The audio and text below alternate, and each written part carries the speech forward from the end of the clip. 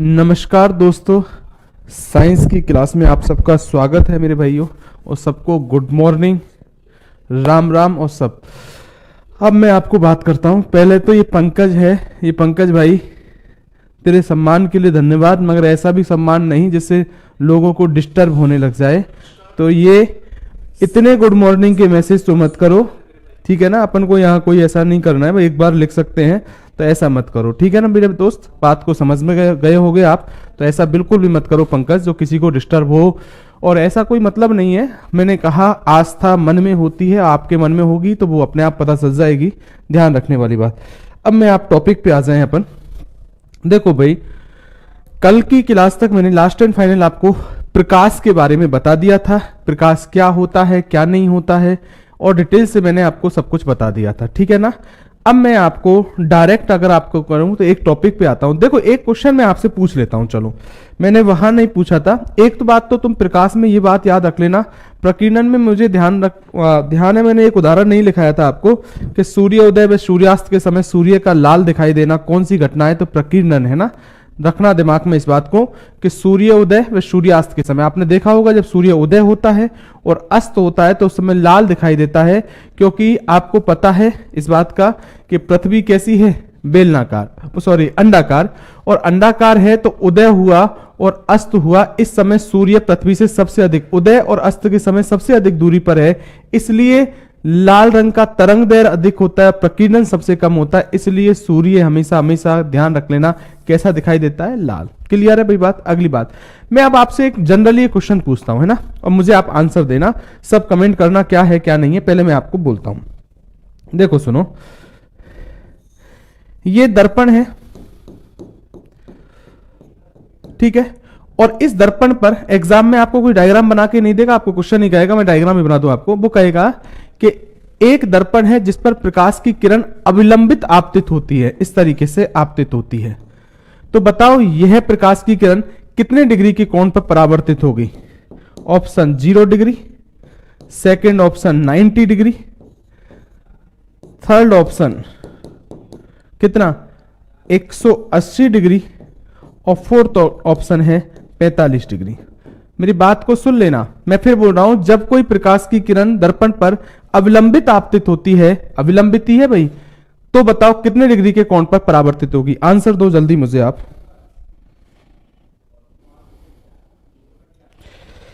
हाँ 0 90 0 90 0 90 0 90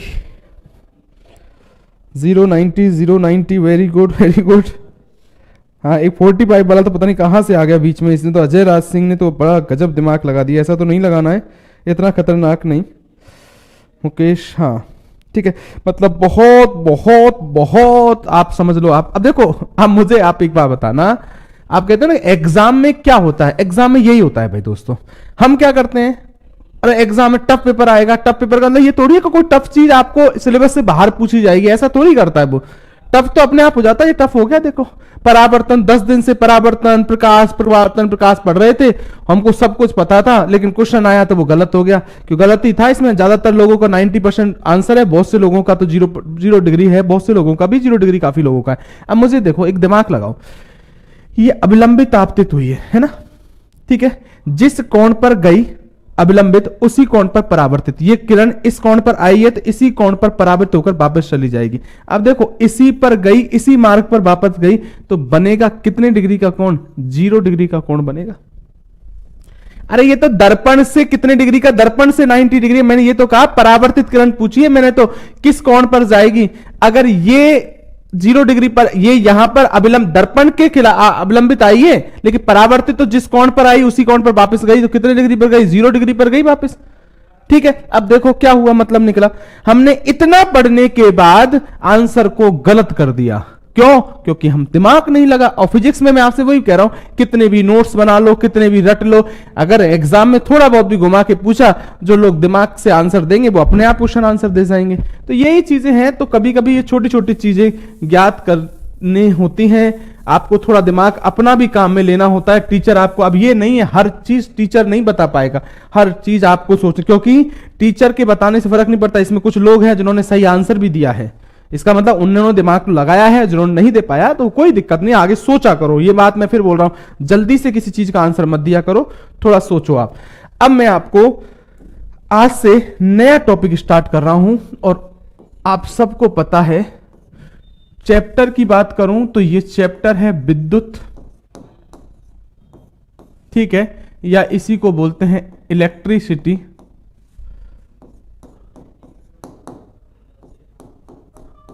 या विद्युत की बोल सकते हो, या इलेक्ट्रिक बोल सकते हो, है ना।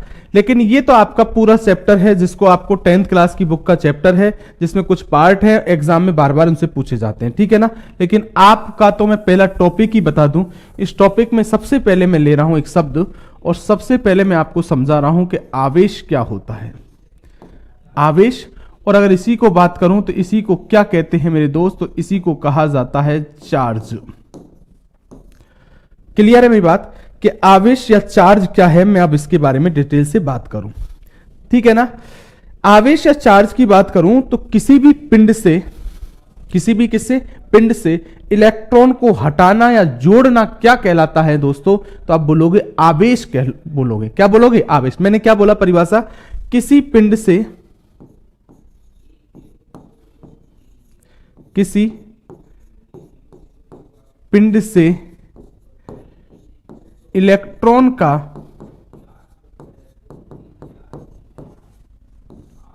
इलेक्ट्रॉन को लिख लो, हटाना या जोड़ना, जोड़ना क्या कहलाता है, आवेश कहलाता है।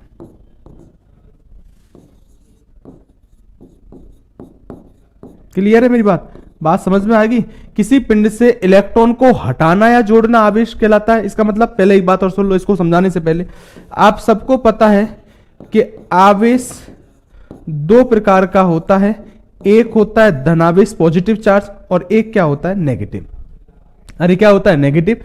वैसे कभी भी पूछा जाए कि धनावेश और ऋणावेश शब्द किस वैज्ञानिक ने दिए तो बहुत एग्जाम में पूछा गया, उस वैज्ञानिक का नाम है बेंजामिन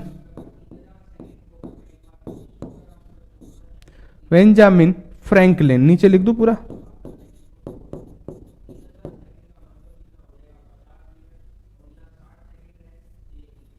फ्रैंकलिन नामक वैज्ञानिक ने दिए। क्लियर। वैसे ये वैज्ञान चेकोस्लोवाकिया का राष्ट्रपति था भाई दोस्तों, जिसने ये धनावेश और ऋणावेश शब्द दिए थे, ठीक है। अब मेरी बात को, दोनों बातों को सुनना।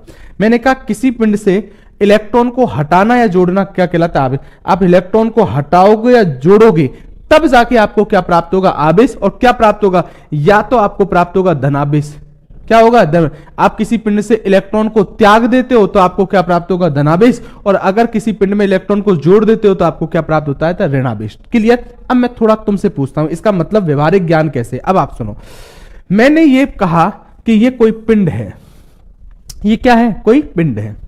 अब मुझे बताओ, अगर कोई पिंड उदासीन अवस्था में है, कौन सी अवस्था में, उदासीन, या मैं कहूं न्यूट्रल स्थिति में है, तो मुझे बताओ इस स्थिति में इस पर आवेश होंगे या नहीं। यस और नो में आंसर देना। अगर कोई पिंड उदासीन अवस्था में है तो इसका मतलब आप क्या बोलोगे, आवेश है या नहीं है इसके पास, यस या नो, आंसर दो। Q बराबर NE में आगे बात करूंगा, थोड़ा सा मैं इसके बारे में बता रहा हूं थोड़े, ठीक है। मुझे आप क्या आंसर दोगे, यदि कोई पिंड उदासीन अवस्था में है तो उस पर आवेश है कि नहीं। राजकुमार मीना ने यस लिखा है, और फिर no no no no no no, एक यस बीच में और आया है किसी का, रवि कुमार मीना का।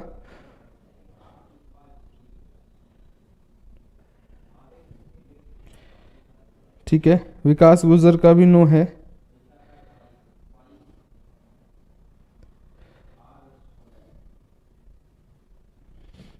हाँ, पहले तो एक बात बता दूं, देखो सुनो, मैं आप एक बात बता दो, मुझे सब कुछ पता है।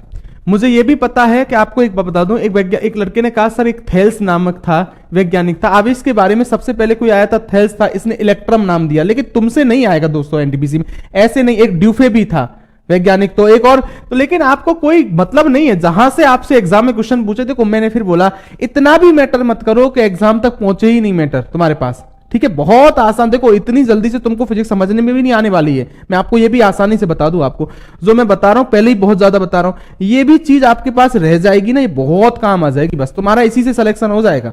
तुम अगर थेल्स में, ड्यूफे में और इधर में भी फंस गए ना, तो 4 वैज्ञानिकों में एक भी काम करनी आएगा तुमको। एक्चुअल में अभी पता नहीं है, इनमें बहुत कुछ आता है कंफ्यूज, और वो कंफ्यूज को तुम संभाल नहीं पाओगे एग्जाम तक। ये पढ़ना, ये आधे अधूरे पढ़ा देते हैं ना, इनसे काम नहीं चलेगा। इसलिए मुझे आधा अधूरा पढ़ाने की, जब मैं थेल्स वेल्स देखूंगा तो फिर मैं इस आवेश को आधा घंटा 1 घंटे तक आवेश ही पढ़ाता रहूंगा। मतलब क्या निकलेगा आवेश का? क्वेश्चन मुझे पता है कहां से पूछेगा, मैं आपको बताऊंगा कहां से पूछेगा। अभी तक आपसे पूछेगा ना तुमसे आवेश को क्या, आपको एक शब्द मिला है बस, बेंजामिन फ्रैंकलिन, जो पूछा भी गया और एग्जाम में पूछा भी जाता है। देखो एक बात, पहले तो मैंने जो क्वेश्चन पूछा था उसकी बात को सुनना, मेरी बात को क्लियर समझ लेना। इस बात को मेरे दोस्तों कि उदासीन का मतलब, हम दिमाग में ये बैठकर मान के बैठे होते हैं कि उदासीन का मतलब होता है कि जिस पर आवेश ही नहीं हो, चार्ज ही नहीं हो। नहीं दोस्तों, उदासीन का मतलब होता है कि उदासीन का मतलब इस पर प्लस और माइनस दोनों इस समय बराबर स्थिति में है।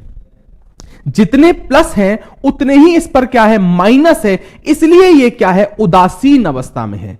क्लियर है? तो आप ये कभी मत कहना दोस्तों कि उदासीन का मतलब, इसलिए एक ने लिखा भी था दोस्तों, एक ने यस किया था, और एक दो तीन जनों ने ही लिखा था यस, ज्यादातर सब लोग नो थे, क्योंकि दिमाग में शुरू से ही बैठा होता है। और टीचर भी बहुत बार यही कह देता है कि उदासीन का मतलब जिस पर चार्ज ही नहीं हो। नहीं दोस्त, उदासीन का मतलब या न्यूट्रल स्थिति का मतलब होता है कि जिस पर धनावेश और ऋणावेश क्या हो, बराबर। अब मुझे बताओ, ऐसी स्थिति में मैंने कहा कि अगर इस पिंड से, अगर मुझे बताओ इलेक्ट्रॉन को हटा दिया जाए तो किसकी वृद्धि होगी, तो ये पॉजिटिव कहला जाएगा। और अगर इसमें इलेक्ट्रॉन जोड़ दिया जाए तो अब ये क्या कहलाएगा, ये पिंड नेगेटिव चार्ज वाला कहलाएगा। क्लियर? हमने पहले भी आप केमिस्ट्री पढ़ोगे तभी भी इस बात को देखोगे कि इलेक्ट्रॉन का त्यागने पर क्या आता है, धनावेश, और इलेक्ट्रॉन के ग्रहण करने पर क्या आता है, ऋणावेश आता है। क्लियर है? तो आपको एक बात बहुत अच्छी यहां ये बात पता चली कि उदासीन का मतलब ये नहीं होता कि उस पर चार्ज नहीं होता। उदासीन का आप सही परिभाषा ये बोलोगे कि उदासीन का मतलब होता है कि उस पर धनावेश और ऋणावेश दोनों क्या होते हैं, बराबर होते हैं। ठीक मेरे दोस्त, अगली बात आ जाओ। अब मैं कुछ आवेश के बारे में काम की बात बताता हूं। आवेश की बात करूं तो आवेश की मैं एक परिभाषा बताता हूं आपकी, जो क्वांटीकरण सिद्धांत के अनुसार थी।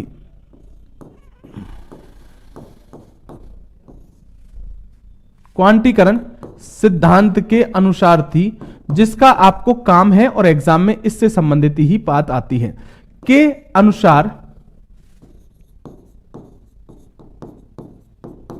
अनुसार ये थी परिभाषा कि जो आवेश होता है ना, आवेश इलेक्ट्रॉन के आवेश का पूर्ण गुणज होता है।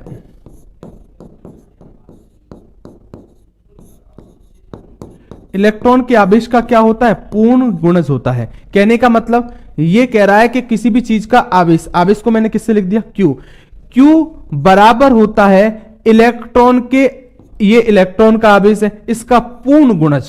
पूर्ण गुणज का मतलब इसको गुणा कर दो, जितने भी चाहे 1 2 इलेक्ट्रॉन हो तो 2 से कर दो, 3 है तो 3 से कर दो। तो इसलिए मैंने फॉर्मूला लिखा कि Q बराबर होता है Ne। Q बराबर क्या होता है, Ne। बहुत अच्छी तरह सुनना मेरी बात। क्वांटीकरण सिद्धांत के अनुसार बात करूं तो वैसे एक क्वांटीकरण सिद्धांत में एक प्रयोग था, तेल बिंदु प्रयोग।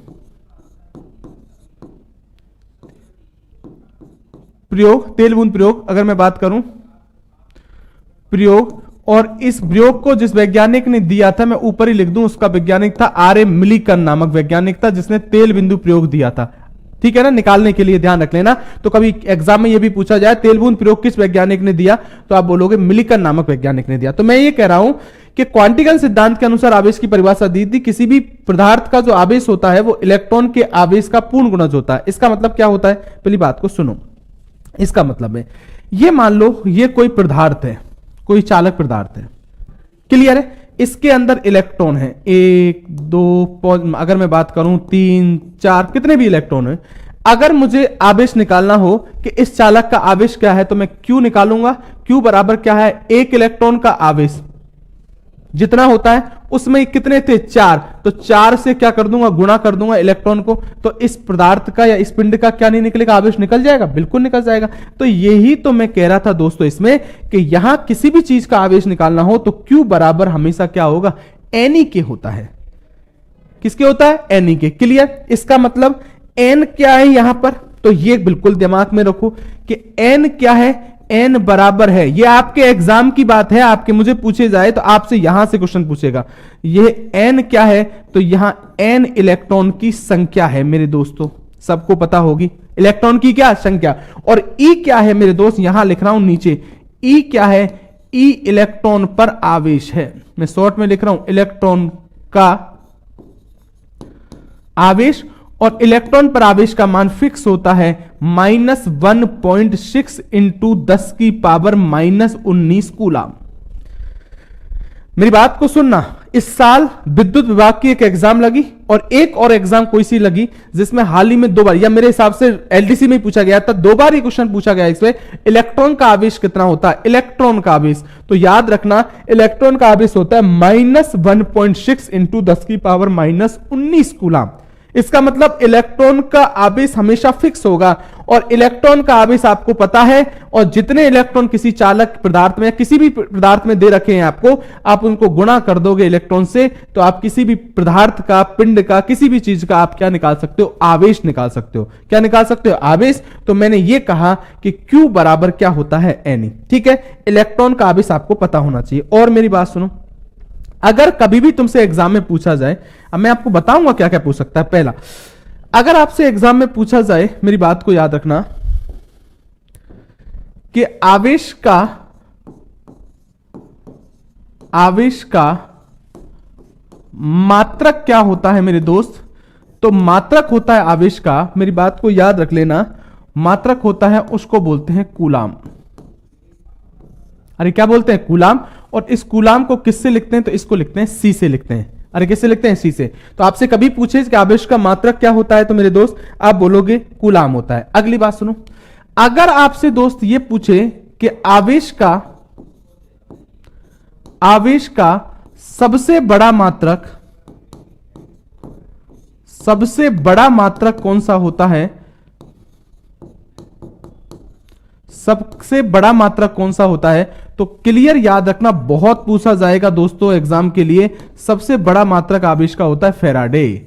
अरे क्या होता है, फैराडे। क्लियर है। और ये बात आप दिमाग खोल के सुन लेना, आपसे ये भी पूछा जाएगा कि एक फैराडे के अंदर कितने कूलाम होते हैं, तो हमेशा याद रखना एक फैराडे के अंदर 96,500 कूलाम होते हैं। 96,000 क्या होते हैं, 500। क्लियर। मैं फिर बोल रहा हूं, फिजिक्स में याद कम करना पड़ेगा, समझना ज्यादा पड़ेगा, और चीजें आपको ऑथेंटिक रूप से पता होंगी तो आप आराम से रूप से आंसर दे सकते हो। मैंने क्या बोला, तुमसे कभी भी एग्जाम में पूछा जाए कि आवेश का मात्रक क्या होता है, कूलाम, आवेश का सबसे बड़ा मात्रक पूछे तो क्या बोलोगे, फैराडे होता है।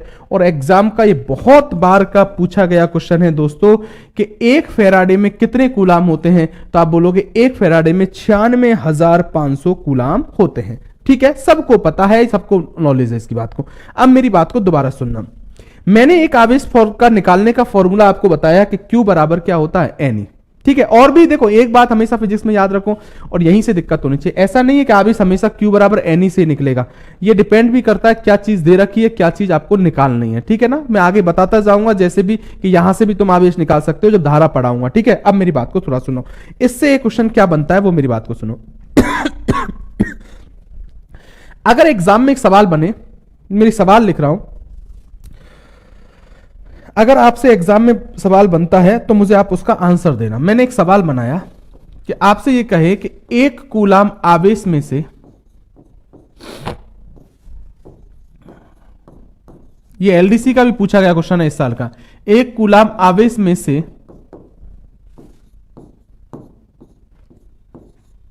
प्रवाहित होने वाले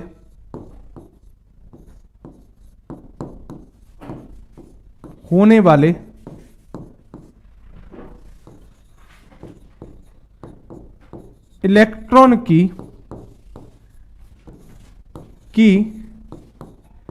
संख्या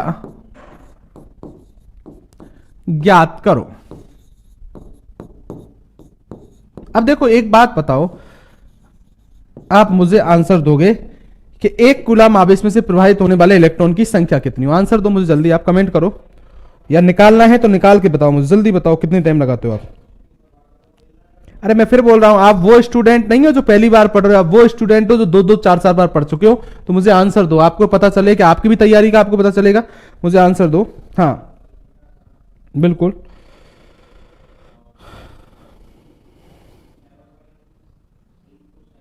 एक कूलाम आवेश में से प्रवाहित होने वाले इलेक्ट्रॉन की संख्या ज्ञात करो।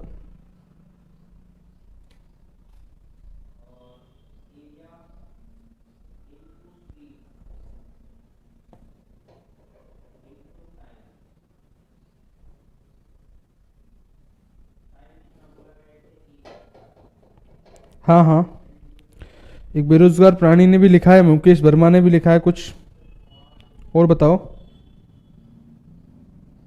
सर सीपीओ में एसआई में 6 क्वेश्चन आए हैं थे बायोलॉजी में। ठीक है बिल्कुल बिल्कुल आएंगे दोस्तों, आप तो तैयारी करते रहो।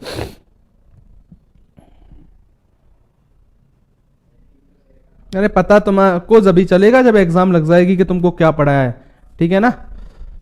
एग्जाम लगती जाएगी और तुमको पता चलता जाएगा, क्योंकि कुछ लोग इससे हैं जो मुझसे पहली बार जुड़े हैं तो उनको थोड़ा विश्वास करने में देरी होती है। तो जब आप पढ़ते जाओगे और एग्जाम देते जाओ, वैसे तो 90% को जब पढ़ ही रहे हैं तो ही पता चल रहा है, लेकिन आगे और आप एग्जाम देते जाओगे तो अपने आप आपको पता चलता जाएगा कुछ पढ़ा है या नहीं पढ़ा है, या मैंने जो कोशिश की है वो सही है या नहीं है।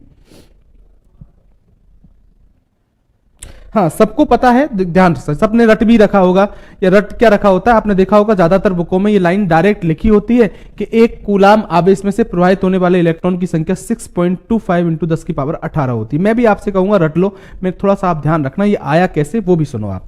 देखो आप मुझे बताओ आपको क्या क्या दे रखा है इस सवाल के अंदर, मुझे बताना। आपको क्यों दे रखा है, कितना, 1 कूलाम। अरे सही है दोस्तों, 1 कूलाम आवेश में से प्रवाहित होने वाले इलेक्ट्रॉन की संख्या याद करो।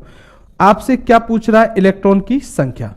देखो एग्जाम में सवाल करने का तरीका है, क्या दे रखा है वो ध्यान रखो। हमको पता है कि इन दोनों में संबंध क्या है, तो हमारा दिमाग आया कि Q बराबर NeV होता है। ठीक है कोई दिक्कत नहीं, हम देखो मुझे n निकालना है, क्या हमको दोनों चीज पता है, बिल्कुल पता है। Q हमको पता है, E का मान फिक्स होता ही है, तो कैसे निकालोगे, तो इसका निकालने का तरीका है कि मुझे n निकालना है तो मैं लिखूंगा कि n बराबर होता है Q अपॉन E। n बराबर Q कितना दे रखा है, 1 कूलाम दे रखा है, E का मान 1.6 इंटू 10 की पावर -19। अब देखो मैंने यहां माइनस नहीं लिखा, यहां संख्या पूछ रहा है, तो संख्या पूछ रहा है तो यहां माइनस प्लस का मतलब ये थोड़ी है कि घट रही है बढ़ रही है, यहां आपको अभी संख्या बतानी है, इलेक्ट्रॉन की संख्या, तो माइनस लिखने की जरूरत नहीं है। n बराबर, ठीक है मुझे बताओ, इसको मैं ऐसे लिख सकता हूं कि 100/16 इंटू 10 की पावर 18। देखो पहले आप ऐसे लिख सकता हूं क्या, 100/16। अरे इधर देख लो किसी को दिक्कत हो, ये 1/1.6 था, इसको मैं ऐसे लिख सकता हूं 10/16 इंटू 10 की पावर 19 लिख सकता हूं। पहले ये देखो 1.6 था, ऊपर एक गया, 0 गई, 10/16 माइनस के 19 ऊपर के जाएंगे तो प्लस के 19, ये 19 थे, मैंने एक 0 और ले ली तो क्या हो गया, 100/16 हो गया, तो 10 की पावर क्या रह गई, 18। कोई दिक्कत नहीं, तो n बराबर आपको सबको पता है, इसको हल करोगे 16 सिक्की अगर मुझे बताए तो 96।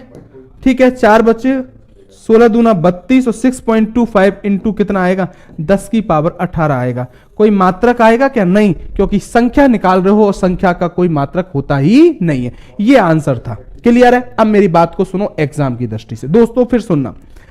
तो मुझसे पूछा जाए तो मैं भी आपसे ये कहूंगा दोस्तों कि आज के बाद तुमको ऐसा निकालने की जरूरत नहीं है एग्जाम में इतना टाइम, लेकिन पता तो होना चाहिए कहां से आया, इसलिए मैंने लिखवाया। आप तो डायरेक्ट ये याद रखोगे कि 1 कूलाम आवेश में से आपसे प्रवाहित होने वाले इलेक्ट्रॉन की संख्या कभी भी पूछी जाए तो आप बोलोगे 6.25 इंटू 10 की पावर 18। एक काम करता हूं कि मैं इस बात को यहां डायरेक्ट भी लिख दूं आपको कि 1 कूलाम आवेश में से प्रवाहित होने वाले इलेक्ट्रॉन की संख्या पूछी जाए तो सवाल मैंने वहां कर दिया, आप तो डायरेक्ट याद रखो कितनी होती है, 6.25 इंटू 10 की पावर 18। ठीक है दोस्त, अब मेरी बात को फिर सुनना काम की। अगर बात करूं तो मैं फिर बोल रहा था अब क्या इंपॉर्टेंट है, अब मेरी बात को सुनो। ये बहुत हो गया एग्जाम में कि 1 कूलाम आवेश में पूछ लिया है। अब ऐसा होगा एग्जाम में कि आपसे पूछेगा कि 2 कूलाम आवेश में से प्रवाहित होने वाले इलेक्ट्रॉन की संख्या ज्ञात करो, तो 2 कूलाम में से पूछ ले तो क्या दिक्कत है, 1 कूलाम का आपको याद है, क्योंकि मैं पहले ही कह रहा हूं या तो निकाल के देखो, इतना क्यों टाइम बर्बाद करते हो दोस्तों एग्जाम के अंदर। इससे अच्छा तरीका तो मैंने यही कहा था, आप इसको तो याद ही रखना पड़ेगा क्यों काम की चीज है।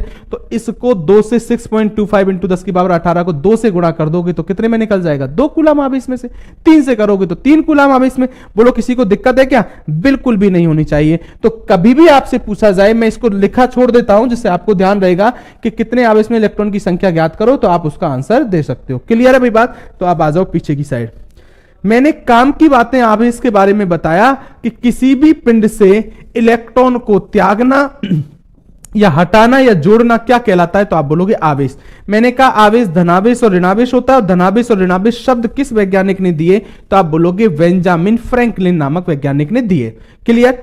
क्वांटीकरण सिद्धांत के अनुसार मैंने आवेश की एक परिभाषा और बताई कि आवेश इलेक्ट्रॉन के आवेश का क्या होता है, पूर्ण गुणज होता है। तो मैंने कहा Q बराबर NE। अब देखो रटना नहीं है, तुमको याद करना है। कोई तुमसे पूछे कि आवेश क्या होता है तो आप तो डायरेक्ट परिभाषाओं को भूल भी जाओ तो कोई दिक्कत नहीं, एग्जाम में थोड़ी पूछने वाला है, फिजिक्स है भाई दोस्तों। कोई भी पूछे आप फॉर्मूला याद रखो, Q बराबर क्या होता है NE, N इलेक्ट्रॉन की संख्या है और E इलेक्ट्रॉन पर आवेश है। कोई सवाल पूछे तो सवाल दे देना, और तुमसे पूछे कि आवेश का मात्रक क्या होता है मेरे दोस्त, तो आप बोलोगे कूलाम। और सबसे बड़ा मात्रक क्या होता है, आप बोलोगे फेराडे।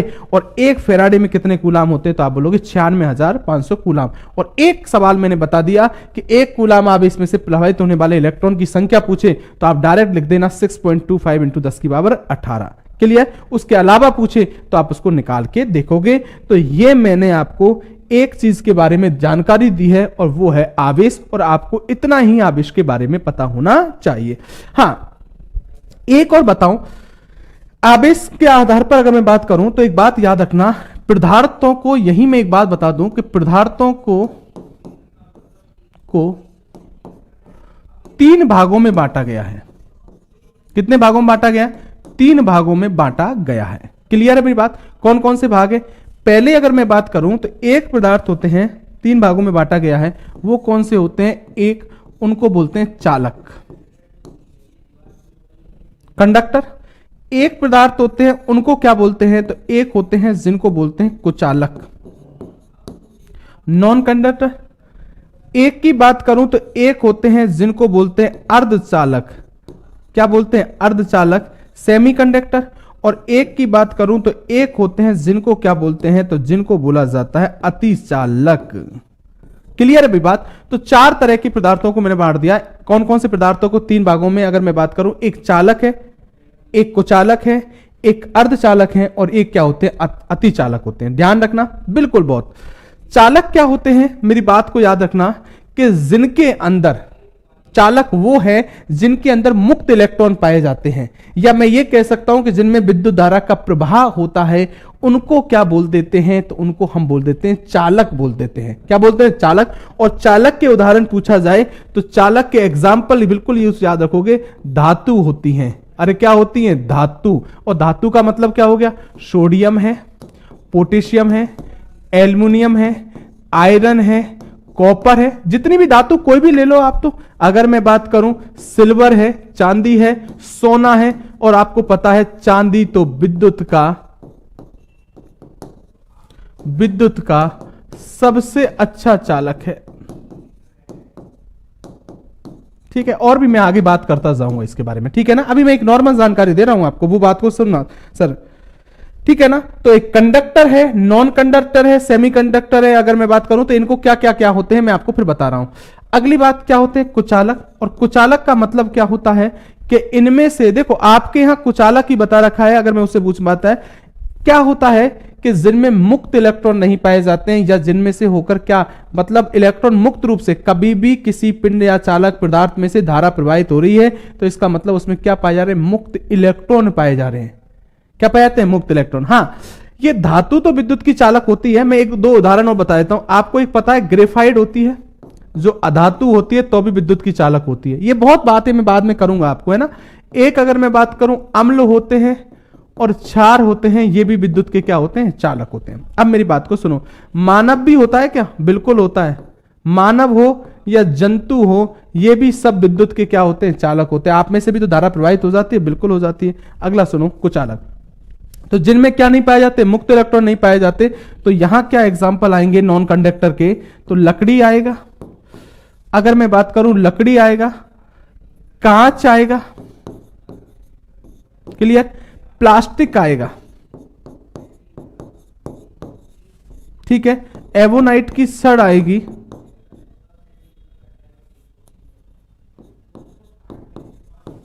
ठीक है, अभ्रक आएगा। ये सब कैसे होते हैं, तो आप ये बोलोगे ये सब विद्युत के क्या होते हैं, कुचालक होते हैं, क्योंकि इनमें मुक्त इलेक्ट्रॉन पाए नहीं जाते, ठीक है। एक अर्धचालक सबसे इंपॉर्टेंट रहते हैं, और एग्जाम में अगर मुझसे पूछा जाए तो ये बातें तो बार बार और जगह भी रिपीट हो जाती हैं, काम की बात, अर्धचालक होते हैं। अर्धचालक क्या होते हैं, तो अर्धचालक के बारे में आपको अगर मुझसे पूछा जाए तो मैं यहां दो बातें बहुत अच्छी तरह से लिखूंगा, ये बात क्लियर रूप से याद रखना। अर्धचालक वो हैं जो चालक व कुचालक के मध्य होते हैं, चालक व कुचालक के क्या होते हैं, मध्य के होते हैं, उन्हें क्या बोलते हैं, अर्धचालक। लेकिन अच्छी परिभाषा याद करो, अच्छी परिभाषा अर्धचालक की मुझसे पूछा जाए तो अर्धचालक वो है जो सामान्य अवस्था में इनमें मुक्त इलेक्ट्रॉन नहीं पाए जाते हैं। मेरी बात को थोड़ा सुनना, गौर से समझना कि सामान्य अवस्था में तो इनमें मुक्त इलेक्ट्रॉन नहीं पाए जाते, जब पाए ही नहीं जाते सामान्य अवस्था में, तो मुझे बताओ इस समय किसकी बात कार्य कर रहे हैं, कुचालक, ठीक है। लेकिन अब मैं इस लाइन को यहीं पूरा कर रहा हूं, लेकिन उच्च ताप व अशुद्धियां मिलाने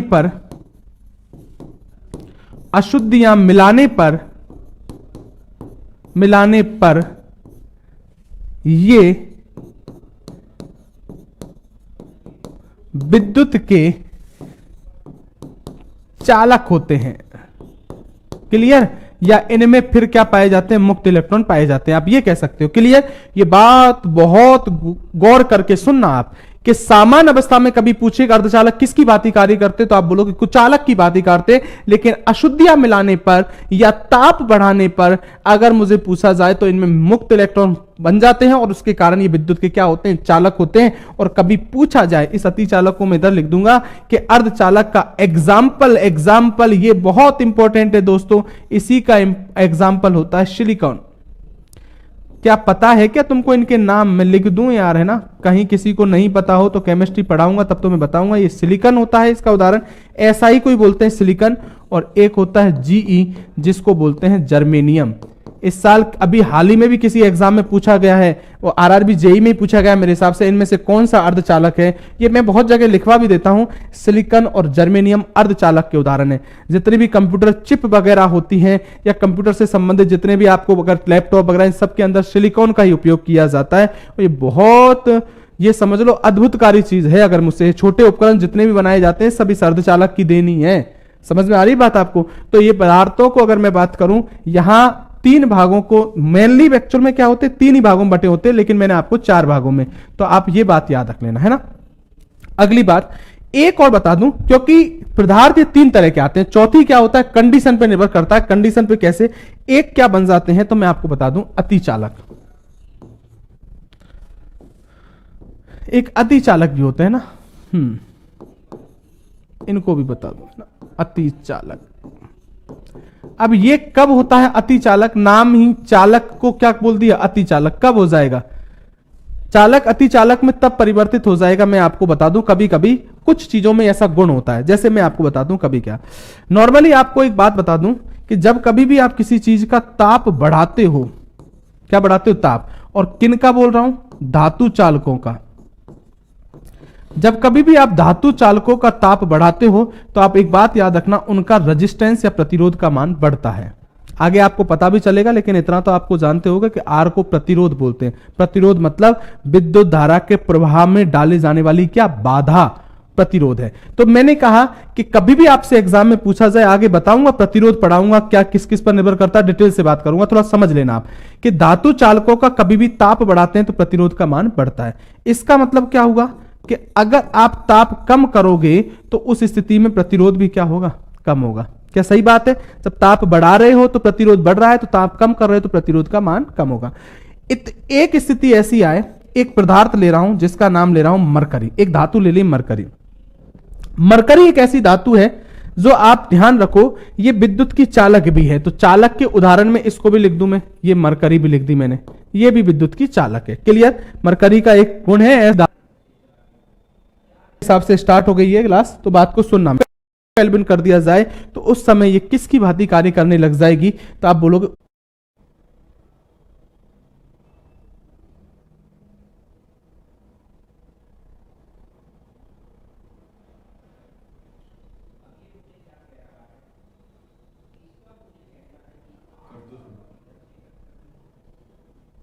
हाँ भाई,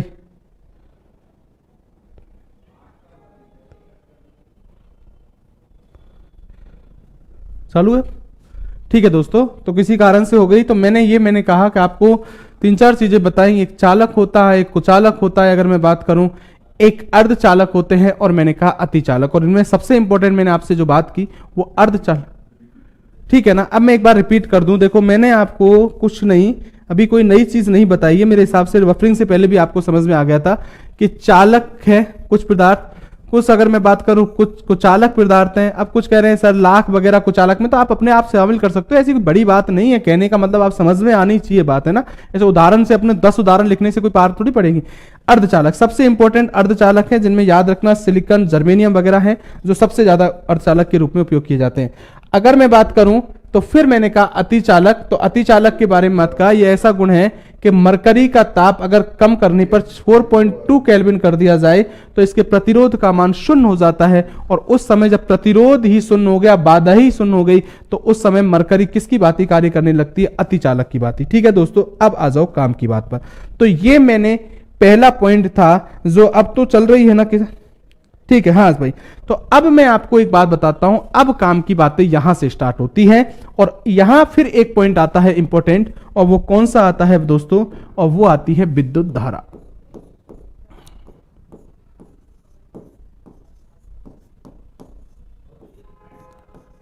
विद्युत धारा, और इसी को क्या बोलते हैं? तो इसी को बोला जाता है इलेक्ट्रिक करंट।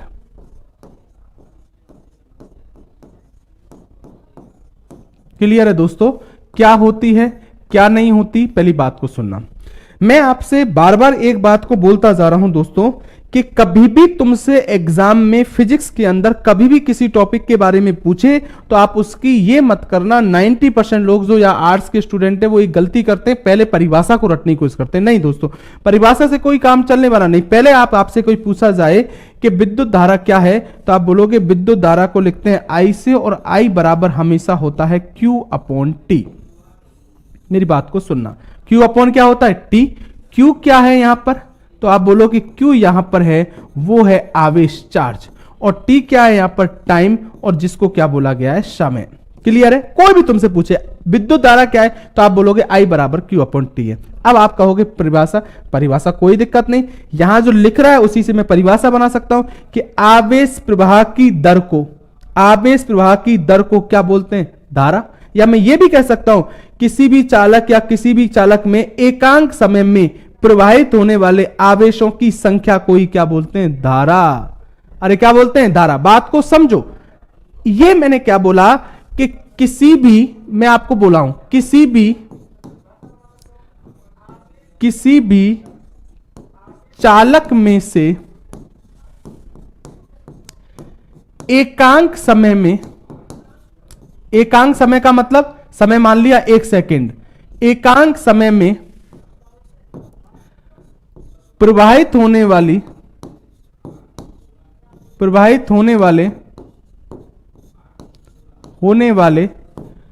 आवेशों की संख्या को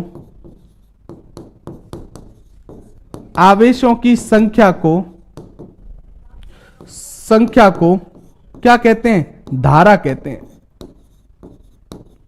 ठीक है, और मैंने कहा ये क्या होती है, तो आप बोलोगे I बराबर Q/T होती है। अब मुझे बात को गौर करके सुनना दोस्तों, क्या मैं बोलना चाह रहा हूं? आवेश में प्रवाहित होने वाली संख्या धारा। अब प्रैक्टिकली बताता हूं, देखो सुनो, ये कोई चालक पदार्थ है, कोई भी छड़ ले ली किसी भी चीज की। अब आप मुझे बताओ इस छड़ के अंदर क्या है? इलेक्ट्रॉन है। क्लियर है? इलेक्ट्रॉन अगर मतलब बात करूं तो इलेक्ट्रॉन का मतलब ये कह सकता हूं, इलेक्ट्रॉन का मतलब नेगेटिव चार्ज है। ठीक है ना? अब मैं क्या बोल रहा हूं, इन प्रवाहित होने वाले इलेक्ट्रॉन की संख्या को, होने को तो क्या होता है, पॉजिटिव चार्ज भी होता है दोस्तों, मगर आपको मैंने एक बात बता दी, किसी चालक के अंदर मुक्त इलेक्ट्रॉन होते हैं। हमेशा जो गति करते हैं ना, कभी भी ध्यान रख लेना, वो नेगेटिव चार्ज ही गति करता है। इलेक्ट्रॉन कभी पॉजिटिव चार्ज या प्रोटॉन कभी भी गति नहीं करता, क्योंकि प्रोटॉन नाभिक में होता है और प्रबल बंध से बंधा हुआ होता है। क्लियर? ये बात हमेशा याद रख लेना। तो होता क्या है, तो मैंने क्या बोला, किसी भी चालक में से एकांक समय में प्रवाहित होने वाले इलेक्ट्रॉन की संख्या, मतलब इसी चालक में जब इलेक्ट्रॉन ये आवेश प्रवाहित होना चालू हो जाएंगे ना, तो परिपथ में क्या प्राप्त हो जाएगी? तो आप बोलोगे परिपथ में प्राप्त हो जाएगी धारा। आप किसी भी चीज में से धारा प्रवाहित हो रही है, धारा कब प्रवाहित होगी कि उसमें से जो मुक्त इलेक्ट्रॉन है, जैसे ये कोई पदार्थ था, ये ले लिया, या ये कोई वायर है, अगर वायर है, इसमें जब इलेक्ट्रॉन प्रवाहित होना चालू कर देंगे तो समझ लेना कि इसका मतलब इसमें क्या प्रवाहित हो गई? धारा। कैसे प्रवाहित होते हैं वो भी आगे बताऊंगा, प्रवाहित करने के लिए क्या जरूरत है, लेकिन अभी तो मैं ये कह रहा हूं कि जो आवेश प्रवाहित होते हैं, एकांक समय में प्रवाहित होने वाले आवेशों की संख्या को ही क्या बोलते हैं? तो आप बोलोगे धारा। कोई रटने की जरूरत थी क्या? नहीं। तो आपने कहा कि आपको धारा कब प्राप्त होगी, तो आप कहोगे जब क्या प्रवाहित होने लग जाएगा? चार्ज प्रवाहित होने लग जाएगा या मुक्त इलेक्ट्रॉन प्रवाहित होने लग जाएंगे, तो हम कह देंगे परिपथ में हमें क्या प्राप्त हो जाएगी? धारा। क्लियर? धारा निकालने का फॉर्मूला क्या होता है? तो मैंने कहा I बराबर Q/T होता है। अब देखो मैं एक बात सुनो, इन तीन में से कोई दो चीज पता हो तो एक चीज नहीं बता सकते? बिल्कुल बता सकते हो। अब मेरी बात को सुनो, देखो एक बात सुनो, ये जो आप एक लड़के ने लिखा है सर I बराबर V/R भी होता है, मैंने ये नहीं कहा है कि ये नहीं होता है, लेकिन ऐसे नहीं आता है दोस्तों। ये I निकालने का एक तरीका भी है, लेकिन मैं जब ओम का नियम पढ़ाऊंगा तब आपको बताऊंगा। ये नहीं कहा है कि हमेशा I निकालने का तरीका होता है, ये डिपेंड करता है कि आपको क्या चीज दे रखी है। यही दिक्कत तो आती है फिजिक्स में कि आप हमेशा I का निकालने का तरीका, एक ऐसे तो बहुत होते हैं, ऐसे तो P बराबर VI भी होता है दोस्तों। ठीक है, तो बहुत यहां से भी I निकाल सकते हो, लेकिन क्या डिपेंड करेगा, मेरी बात को सुनो, यहां I बराबर Q/T है, तो इन तीन में से कोई दो चीज दे देगा, तब हम तीनों का संबंध देंगे, तो एक संबंध बनेगा कि I बराबर Q/T होता है। यहां से तुमको ऐसे तो यह भी पता चल रहा होगा दोस्तों कि अगर मुझसे पूछा जाए कि आवेश भी निकाल सकते हो Q बराबर IT से, कोई दिक्कत नहीं, बिल्कुल निकल जाएगा।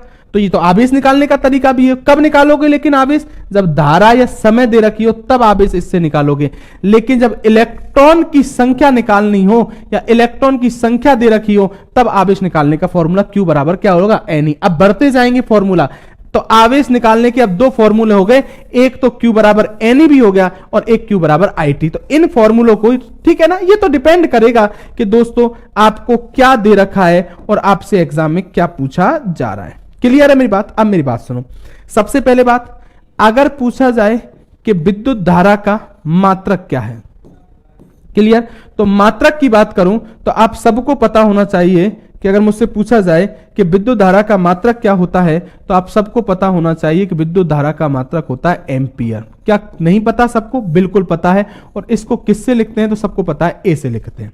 किससे लिखते हैं? ए। अब एग्जाम पे आ जाओ। एग्जाम में दोस्तों दूसरी चीज क्या परिवर्तित होगी वो सुन लो। एग्जाम में, इस साल के पेपर में, एग्जाम में ऐसा होगा दोस्तों कि अब की बार थोड़ा मात्रक को आपको डिफरेंस तरीके से पूछा जा सकता है, वो बिल्कुल याद रखना दोस्तों। आपको यहां तो क्या पूछेगा, मैं आगे जब कार्य पढ़ाऊंगा, ऊर्जा पढ़ाऊंगा, शक्ति पढ़ाऊंगा, या मैं आगे जाके जब आपको पढ़ाऊंगा टॉपिकों में बल वगैरह, तब मैं आपको उस बात को बहुत गौर से बोलूंगा कि इस बात ये ध्यान रख लेना आपसे कि मात्रक को अब की बार खोल के पूछा जा सकता है आपसे एग्जाम में। सिंपल देखो, इसका रीजन है, अगर किसी भी एग्जाम में आपसे पूछा जाए कि विद्युत धारा का मात्रक क्या होता है, तो कोई भी लड़का हो उसने सबने लट रखा है कि विद्युत धारा का मात्रक एम्पियर है। लेकिन कभी कभी एक्चुअल में क्या था कि वैज्ञानिक का नाम आंद्रे मैरी एम्पियर था, उसके नाम पर इसका नाम क्या पड़ गया था? एम्पियर। लेकिन सुनो, इस एम्पियर का मतलब क्या होता है? तो एम्पियर का मतलब सुन लो, ये क्या है? आवेश। तो आवेश का मात्रक क्या होता है? कूलाम। अभी बताया था आपको। और समय का मात्रक आप सबको पता है कि समय का मात्रक होता है सेकंड। तो इस कूलाम बटे सेकंड को ही क्या बोल दिया गया? वैज्ञानिक ने अपने नाम पर कूलाम बटे सेकंड को क्या बोल दिया? एम्पियर बोला। क्या बोला? एम्पियर। तो मैं क्या बोलना चाह रहा हूं दोस्तों वो सुनो। मैं ये कहना चाह रहा हूं दोस्तों कि एग्जाम में ऐसा होगा कि तुमसे कहेगा कि विद्युत धारा का मात्रक होता है, ऑप्शन में एम्पियर नहीं दे तो आप आंसर दोगे, ऑप्शन में मिलेगा कूलाम बटे सेकंड, क्योंकि कूलाम बटे सेकंड को ही क्या बोला गया, एम्पियर। अब मेरे दोस्त एक बात सुनो, ये बात आप हमेशा याद रख लेना कि ये वाले मात्रक तो आप रट सकते हो, लेकिन ये वाले मात्रक आप रट नहीं पाओगे। आप चीजों के, हर चीजों के मात्रक हम रट लें कि कार्य का भी ऐसे रट लेंगे, बिल्कुल नहीं रट पाओगे दोस्तों। इसका एक रीजन है। इसका फिर तरीका क्या है दोस्तों? इसका एक सबसे अच्छा तरीका है कि आपको फॉर्मूला याद होना चाहिए। और मेरे दोस्त, वो जमाने गए एग्जाम में कि जब तुमको फॉर्मूला पढ़े बिगर भी तुम एग्जाम में पेपर करके आ जाते थे। अब रेलवे में जब तुम सवाल पढ़ने की, करने की सोच रहे हो तो सबसे पहले सवाल तो तब करोगे ना, तुमको फॉर्मूला याद होना चाहिए। तो फॉर्मूला तो आपको 100% हर चीज का याद होना चाहिए, ठीक है। और जब फॉर्मूला याद होगा ना, तब जाके आप इसको निकाल पाओगे। तो आपको ऐसे मात्रक रटने की जरूरत नहीं होगी। आप फॉर्मूला देखोगे कि I बराबर Q अपॉन T होता है।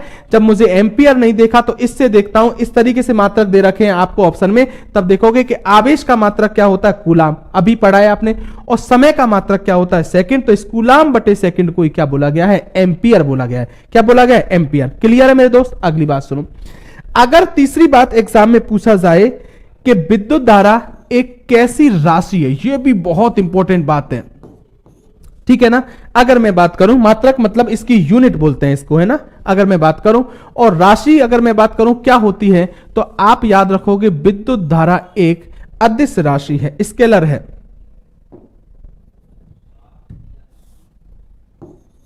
हां, यह भी बहुत इंपॉर्टेंट बात है। क्या इंपॉर्टेंट है, पहले तो मैं आपको बताता हूं, एक बात समझ लो। देखो, बहुत अच्छी तरह सुन लेना, आगे भी जाके जब मैं कार्य, ऊर्जा, शक्ति, कोई भी टॉपिक पढ़ाऊंगा, बल, चाल, दूरी, समय, सब पढ़ाऊंगा, एक एक टॉपिक को मैं भौतिक राशियां लूंगा, एक अलग से टॉपिक। अभी मैं आपके सिलेबस के हिसाब से चल रहा हूं। फिर एक राशियां लूंगा, भौतिक राशियां, जिनमें आपको सबके बारे में, चाहे दूरी है, चाहे विस्थापन है, सबके बारे में समझाऊंगा। कौन सी राशि सदिश है, अदिश, वहीं पढ़ाता जाऊंगा, एक एक को पढ़ाऊंगा, आपको रटाएंगे नहीं कोई भी चीज। बात को समझो, मैंने कहा दो तरह की राशियां हैं, पहले यही समझ लो। एक राशि होती है सदिश, जिसको वेक्टर बोलते हैं, वेक्टर, है ना। और एक राशि कौन सी होती है, अदिश होती है, जिसको स्केलर बोलते हैं। और ये क्या है, वेक्टर है। चलो, क्या मतलब होता है सदिश राशियां? मेरी बात को सुनो, ऐसी राशियां जिनमें परिमाण के साथ साथ, एक तो शब्द होता है परिमाण, और परिमाण के साथ साथ किसका ज्ञान होता है, दिशा का ज्ञान होता है। बहुत अच्छी तरह समझना इस बात को कि परिमाण के साथ दिशा का ज्ञान होता है, वो समझ लेना। वो राशियां क्या होती हैं, सदिश होती हैं। परिमाण क्या होता है आप पूछोगे, मेजरमेंट। क्या होता है परिमाण? परिमाण होता है संख्यात्मक मान। संख्यात्मक मान क्या है, 5 है, 10 है, 15 है, 20 है, कोई भी संख्यात्मक मान हो, वो उसका क्या कहलाता है, परिमाण कहलाता है। उसका परिमाण तो है ही, उसका कुछ मान तो आपको प्राप्त होता है उस राशि का, साथ साथ में आपको क्या प्राप्त हो रही है, दिशा। तो समझ लेना वो राशि क्या होगी, सदिश, अदिश। ऐसी राशियां जिनमें केवल परिमाण ज्ञात होता है आपको, लेकिन दिशा ज्ञात नहीं होती, तो समझ लेना ऐसी राशियों को क्या बोलते हैं, तो उनको बोलते हैं अदिश। मैं फिर बोल रहा हूं दोस्तों, आज के बाद कभी गलत नहीं होना चाहिए। सदिश का मतलब जिनमें परिमाण भी हो, साथ में दिशा भी हो। नाम में जुड़ रहा है सदिश, दिशा का ज्ञान करा रहा है। और अदिश का मतलब जिसमें केवल परिमाण हो, दिशा का ज्ञान नहीं हो, तो समझ लेना आप वो राशि क्या है, अदिश। एक और उदाहरण से समझाता हूं, परमानेंट। देखो सुनो, आपने दो शब्द सबने सुने होंगे, एक तो सुना होगा चाल और एक सुना होगा वेग। सुना है? चाल मतलब स्पीड और वेग मतलब वेलोसिटी, सुना है? दोनों में अंतर क्या है? तो मैं आपको बता दूं, हम बोलते हैं, आप सबको पता है कि चाल कैसी राशि है, तो चाल को हम बोलते हैं, इधर लिख दूं जिससे उल्टा सीधा नहीं होगा, तो हाँ चलो, वेलोसिटी के बारे में याद रखना कि ये कैसी राशि है, तो सदिश राशि है, और चाल कैसी राशि है, तो आप बोलोगे अदिश। लेकिन एक बात समझना, आपको पता कैसे? देखो, वेग की बात करूं तो वेग बराबर क्या होता है, तो वेग बराबर होता है विस्थापन बटे समय, ठीक है। और चाल बराबर क्या होता है, तो चाल बराबर आप सबको पता है दूरी बटे समय, ठीक है, सबको पता है। बहुत बार तो वेग बराबर भी दूरी बटे समय लिख देते हैं, लेकिन वो दूरी वहां होती है, वो विस्थापन होती है, ठीक है ना, वो ध्यान रखने वाली बात है। तो वेग बराबर विस्थापन बटे समय और चाल बराबर दूरी बटे समय। विस्थापन और दूरी दोनों का मात्रक आप सबको पता होना चाहिए कि इन दोनों का मात्रक मीटर होगा। वैसे तुमको इतनी नॉलेज होगी, वैसे मैं दूरी विस्थापन सब पढ़ाऊंगा, तब आपको अपने आप पता चलता जाएगा। लेकिन ये बात आप कहोगे सर वहीं से चालू, मैं कहीं से भी टॉपिक चालू कर देता फिजिक्स में। ये बात समझ लो, हर चीज एक दूसरे से कन्वर्ट, कहीं ना कहीं ऐसी चीज तो आती रहती जिनको तुमको नहीं पढ़ा होगा, वो आगे पढ़ना होता, पीछे पढ़ना होता, ये चीजें चलती रहती है, ध्यान रख लेना। तो इसलिए हमेशा याद रखना, ये मत सोचना सर आप पहले वो ही पढ़ा देते, ये बीच में, ऐसा नहीं होता है दोस्तों। कहीं ना कहीं कोई चीज रिलेट तो करेगी करेगी एक दूसरे से, बात को समझना, दिमाग लगाना। वेग बराबर विस्थापन बटे समय, इसका अगर मात्रक लिखूं तो विस्थापन का मात्रक होता है मीटर और समय का मात्रक होता है सेकेंड, मीटर प्रति सेकेंड। और चाल बराबर दूरी बटी समय, तो दूरी का मात्रक भी मीटर होता है और समय का मात्रक भी क्या होता है, सेकंड। कुछ समझ में आया कि वेग और चाल दोनों के मात्रक मीटर प्रति सेकंड ही है, ठीक है ना। अब मेरी बात को सुनो, अब मैं ये बात कह रहा हूं, लेकिन मैं एक बात बता रहा हूं कि इनमें से जो चाल है वो तो अदिश राशि है, लेकिन वेग कैसी राशि है, सदिश। तुमको कैसे पता चलेगा कौन सा इस समय चाल है कौन सा वेग है, क्योंकि मात्रक अगर मैं बात करूं यह यूनिट ही बताती है कि यह चीज क्या है। जैसे मैं आपको बता दूं, मैंने लिख दिया 5 न्यूटन, तो आपसे पूछे कि 5 न्यूटन क्या है, तो न्यूटन देखो, मैंने आपसे कहा 5 क्या है, तो ये संख्या है, आप ये नहीं बता सके इस समय 5 क्या है। लेकिन अगर मैंने इसके आगे न्यूटन लगा दिया तो आपने कहा इस समय 5 क्या है, तो ये बल है, मात्रक से पता चल गया। मैंने इस 5 के आगे अगर जूल लगा दिया तो आपने कहा इस समय 5 क्या है, तो ये कार्य है, क्योंकि जूल से मुझे पता है कार्य है। और मैंने अगर इस 5 के आगे एम्पियर लगा दिया तो तुमने कहा इस समय ये 5 क्या है, तो आप बोलोगे इस समय 5 धारा है।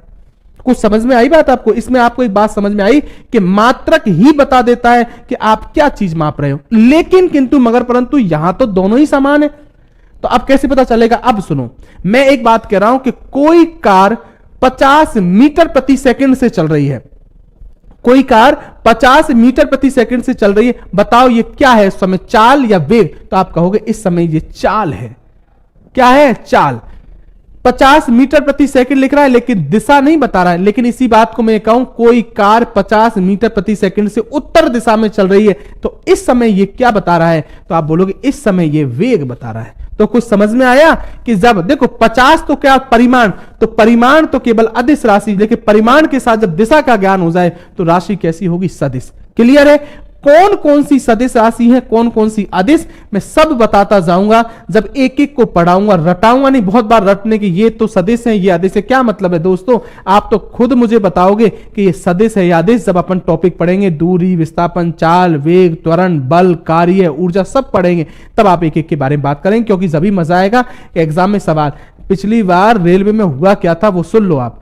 पिछली बार रेलवे में छोटी जगह से क्वेश्चन आए जिनके बारे में तुम पढ़ते ही नहीं, तुमको तो यही पता नहीं है कि दूरी और विस्थापन में अंतर ही क्या है, और बस कहीं कोई चीज पूछ ली तो तुम घबरा गए, क्योंकि तुमको तो उनके बारे में पता ही नहीं था ना वो चीजें क्या है। तुम तो ऐसी बड़ी बड़ी चीजों पर ध्यान देने लग गए कि उनके एग्जाम में तो छोटी चीजों से सवाल आने लग गए। उसने तो गुरुत्वाकर्षण बल, त्वरण से संबंधित सवाल पूछने चालू कर दिए, और त्वरण वगैरह के बारे में तो आप डिस्कस ही नहीं करते हो अगर मुझसे पूछा जाए तो। ये मैं नहीं बिताता हूं और मैं इसलिए आपको समझाने के लिए छोड़ता हूं। तो बात समझ में आई? आज के बाद आप ध्यान रख लेना।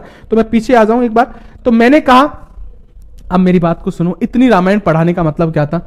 मैंने ये कहा कि विद्युत धारा एक अदिश राशि। अब मेरी बात को बहुत गौर करके सुनो।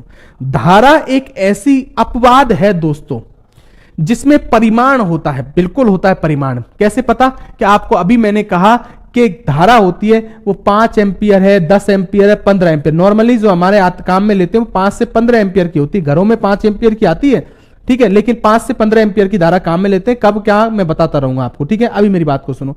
तो इसका मतलब परिमाण है 5, 10, क्योंकि फॉर्मूले में रखोगे तो कोई ना कोई मान आएगा। बिल्कुल आ गया, बात सुनो, ठीक है।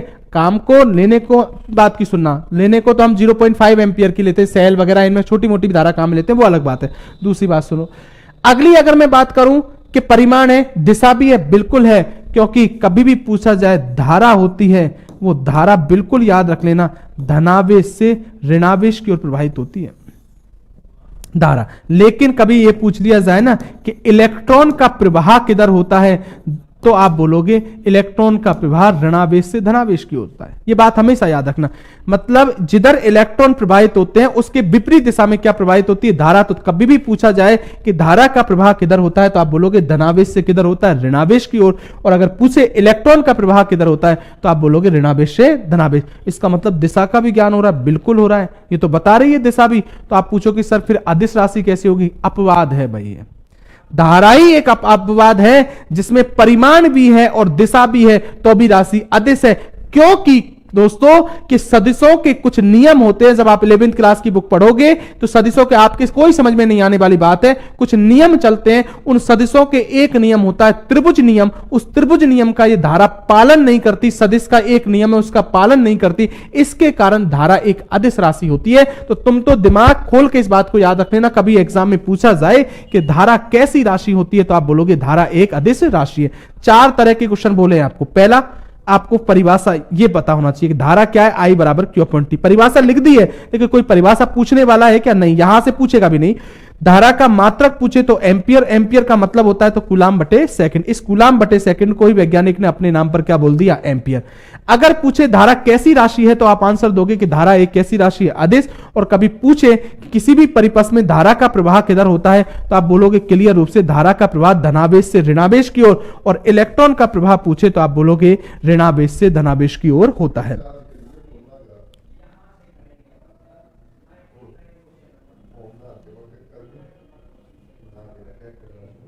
हाँ, कार्य का मात्रक पूछा ग्रुप डी में। अरे ये तो मात्रक तो बहुत छोटी चीजें हैं दोस्तों, ये तो सब याद रह जाएंगे, आप साथ साथ में पढ़ते रहोगे। अभी तो आप काम की बात पे आओ, ठीक है।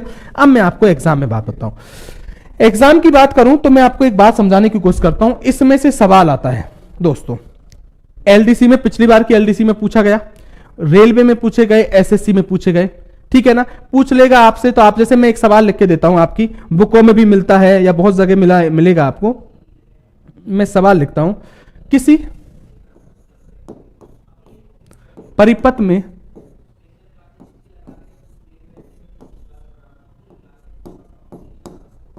परिपथ मतलब सर्किट, किसी परिपथ में 300 कूलाम आवेश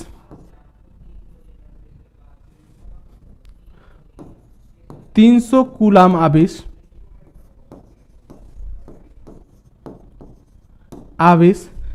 10 मिनट तक प्रवाहित होता है,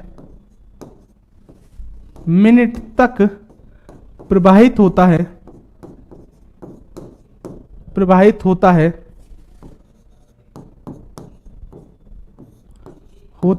तो धारा ज्ञात करो। आंसर दो भाई, मैं आप निकालोगे कितना पता है आपको। बहुत सीधा क्वेश्चन है, और ये सीधा हो या कैसा भी हो एग्जाम में आया हुआ क्वेश्चन है, पिछली बार की एलडीसी में ये क्वेश्चन आया हुआ है। आप मुझे आंसर दो इसको। हाँ भाई जल्दी करो सब।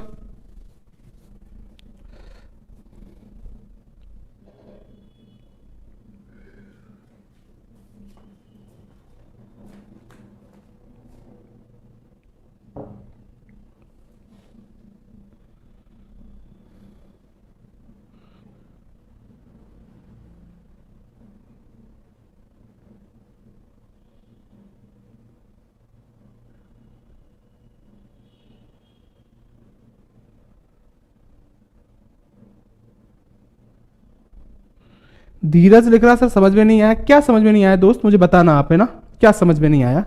मुझे ऐसे पता नहीं चलेगा कि आपको क्या समझ में नहीं आया, क्योंकि आप फेस टू फेस होते तो पता चल जाता है। तो ऐसे समझ में नहीं आया तो उसको आपका बताया करो कि सर ये चीज एक बार दोबारा रिपीट कर दो, समझ में नहीं आई, तो मुझे पता चलेगा कि मैं रिपीट भी करूंगा। हाँ, ज्यादातर लोगों का आगे आंसर बिल्कुल सही। देखो एक बात सुनो, ये बताता हूं आपको, ये सवाल सीधा था लेकिन मैंने इसको लिखने का एक रीजन था।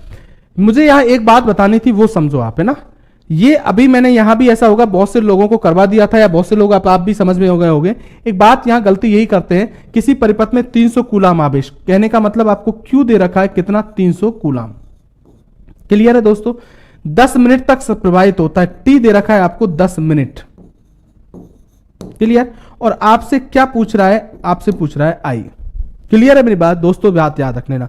मैंने कहा 2 चीज दे रखी है, 1 चीज पूछ रहा है, तो आपको कोई दिक्कत नहीं होगी, आप फॉर्मूला लगा दोगे कि I बराबर होता है Q अपॉन टी। याद रहेगा, आपको याद रखना ही पड़ेगा।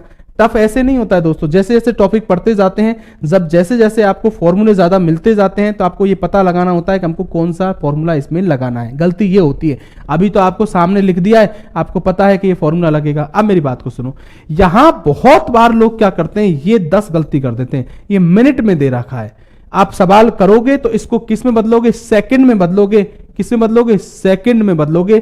और आपको पता है सेकंड में बदलोगे तो आप इसको किससे गुणा करोगे, 60 से गुणा करोगे। किससे, 60।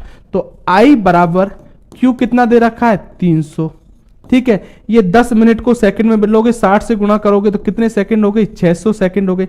तो I बराबर कितना आया, 1/2 आया। कहने का मतलब 0.5 एम्पियर पूरा लिखोगे, मात्रक साथ में जरूर लिखोगे। तो आंसर क्या आया, 0.5 एम्पियर। क्लियर है मेरी बात दोस्तों। तो कभी भी आपसे एग्जाम में पूछे, अब जरूरी नहीं है आपसे ऐसे पूछे परिपथ में 0.5 एम्पियर की धारा 10 मिनट तक प्रवाहित हो रही है, तो आवेश निकालो, आवेश निकाल देना, Q बराबर IT, तो कितना आ जाता, 300 कूलम। क्लियर है मेरी बात। कुछ भी पूछे मेरे दोस्त, आप आराम से आंसर देते हो। LDC में जब क्वेश्चन आया तो बहुत लोगों ने यही गलती कर दी थी कि ऑप्शन में 10 मिनट को सेकंड में बदला ही नहीं, और एक ऑप्शन ये दे रखा था जिसमें 10 मिनट से आंसर आ रहा था, इसलिए लोगों का जहां आंसर आया वहीं छोड़ दिया गया। तो ये बात क्लियर रूप से याद रखो, आपको इसके बारे में इतना आपको पता होना चाहिए। अगली बात सुनो, मैं और तरह के कई सवाल कराऊंगा आपको दोस्तों, मैं आगे आपको बताता रहूंगा कैसे क्या क्या चीजें पूछी जा सकती है, बस आप समझने की थोड़ी कोशिश करना।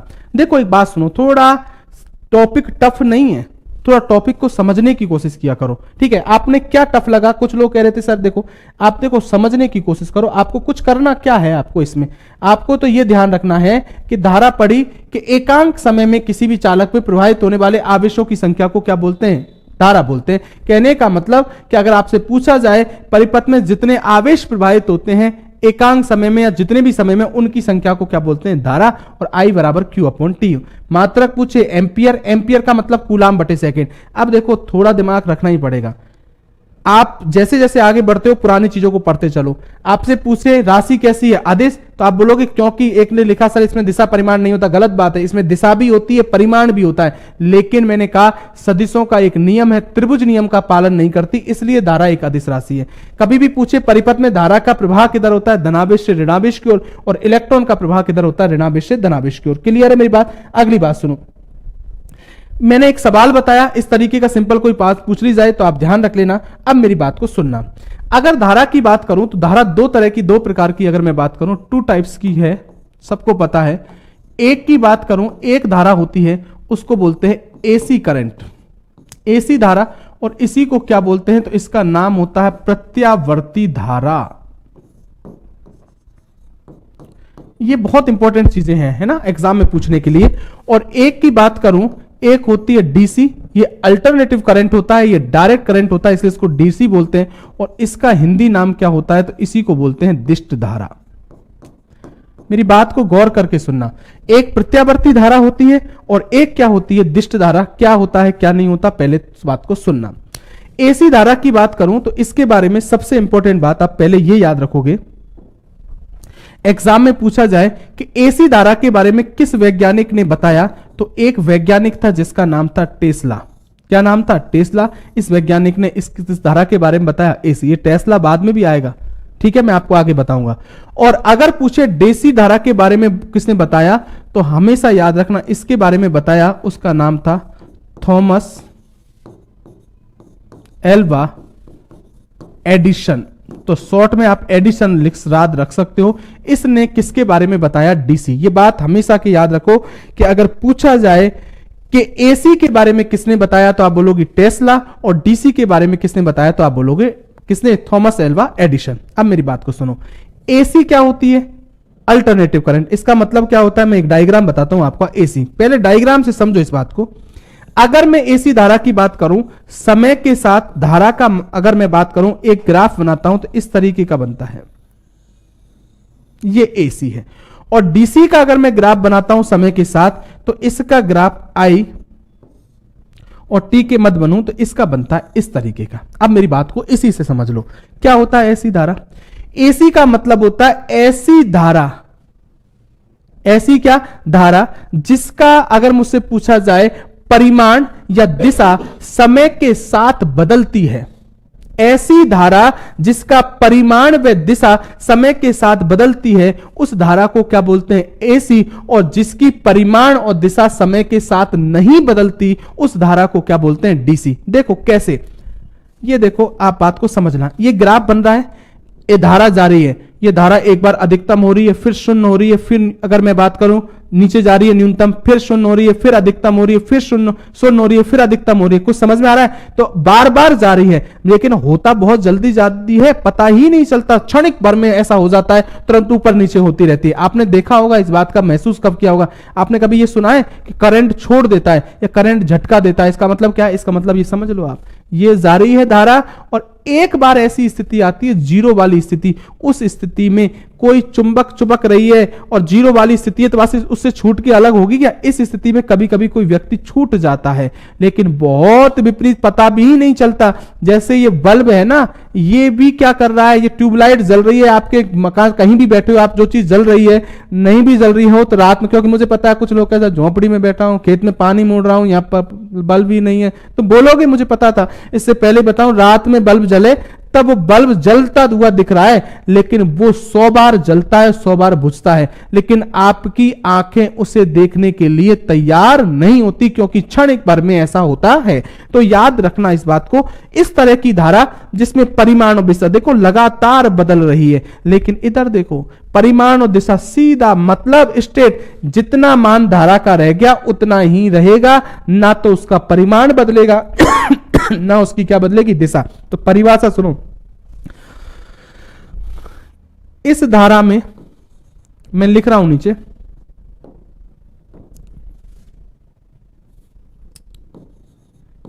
इस धारा में बहुत पूछे जाते हैं एग्जाम में, परिमाण व दिशा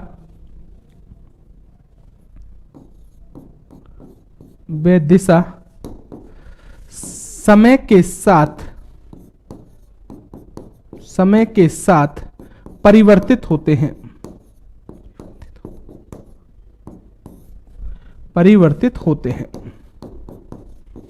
क्लियर? और इसकी बात करूं तो आप बोलोगे इस धारा में परिमाण व दिशा समय के साथ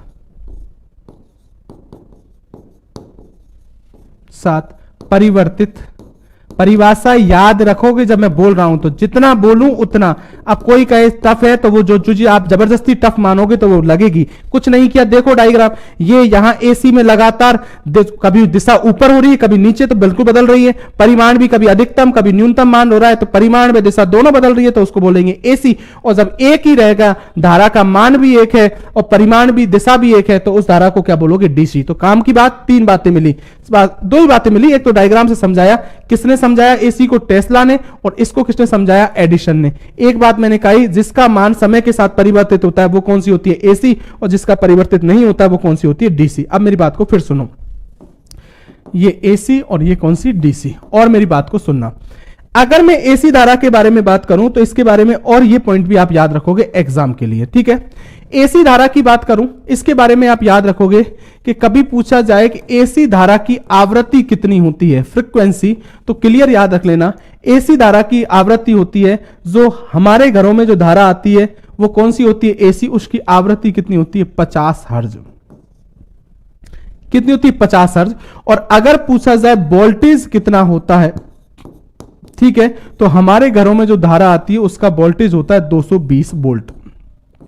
अब देखो, इस बात को हमेशा के लिए याद रखना, थोड़ा सा एक बात समझाना, आवृत्ति कभी भी पूछा जाए एसी धारा की इंडिया के अंदर, भारत के अंदर, तो आप बोलोगे एसी धारा की आवृत्ति 50 हर्ट्ज होती है, और वोल्टेज हमारे घरों में जो एसी धारा आती है उसके वोल्टेज होता है वो 220 होता है। कितना होता है, 220। अब मेरी बात को गौर करके सुनो, ये 220 वोल्टेज होता तो है, लेकिन कभी भी पूछा जाए कि वोल्टेज का अधिकतम मान,